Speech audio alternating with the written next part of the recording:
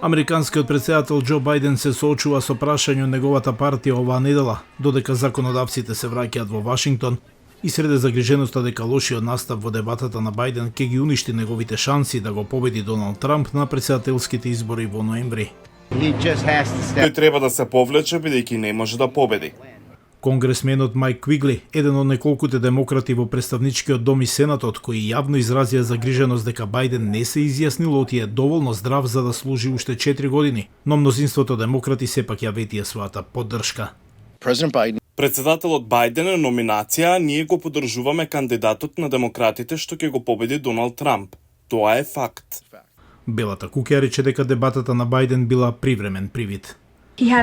Имаше лоша ноќ. Сме разговарале за тоа, тој ги разбира грижите на луѓето. Ги слушаме, како и претходните месеци. Гледате од неговиот ангажман со секој ден на теренот. Еден аналитичар изјави за Гласот на Америка дека законодавците не се единствените кои Бајден треба да ги придобие. Тој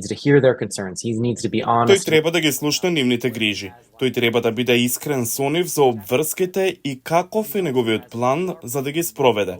Но тој има и проблем со маркетингот со гласачите таму. Важно е што демократите, нивните законодавци, се вознемирени од сопствениот кандидат, но повеќе е важно ако гласачите не го гледаат како остварлива опција.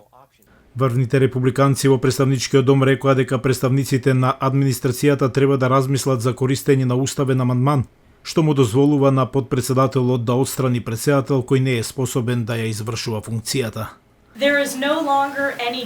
Веќе нема сомнеш дека Џо Бајден не е способен да биде наш врховен командант. Белата куќа на Бајден, екстремно левичарските демократи во представничкиот дом и мејнстрим медиумите се во целосна паника, бидејќи знаат дека ова е вистина.